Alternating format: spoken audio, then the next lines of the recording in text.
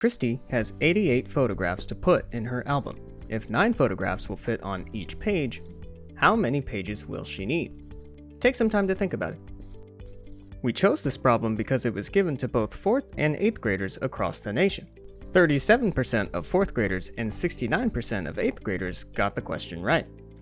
But here's something interesting.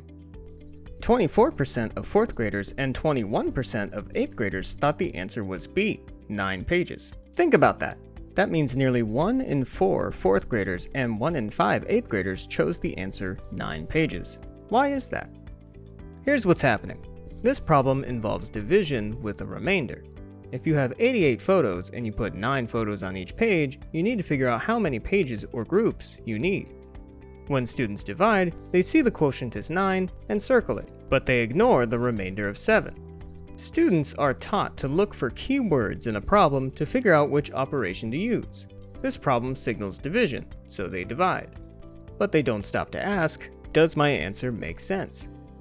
On top of that, they're used to problems where the quotient is all that matters, so they simply ignore the remainder.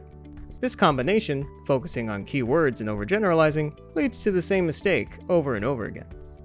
So how can we help students avoid this trap? Here are 3 practical strategies you could use. Strategy 1. Read and understand the question. Make it a habit for students to pause and ask themselves, what is this question really asking me to do, and what do I need to figure out to solve this problem? This simple step encourages students to slow down and focus on the meaning of the problem before jumping to conclusions. Number 2. Come up with a strategy.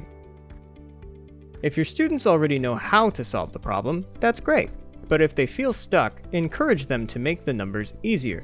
For example, instead of 88 photos with 9 per page, try 5 photos with 2 per page. With smaller numbers, it's much easier to visualize what the problem is asking you to do. After we lay out all the photos, we can see that one of the photos is going to be left out. When we perform the long division, we get the same results. Have them solve the simpler version first, notice the process that they used, and apply the same reasoning to the original problem. Number 3. Check if the answer makes sense. This is more than just doing the reverse operation. It's about thinking critically. If I put 9 photos on each page and use 9 pages, that's 9 times 9, or 81 photos. But there are 88 photos, so 81 isn't enough. This can't be the final answer. This is the moment we want students to pause, recognize the mismatch, and adjust their solution by adding 1 more page for the remaining photos. When students practice these steps, they build the habit of reasoning through problems instead of just performing calculations.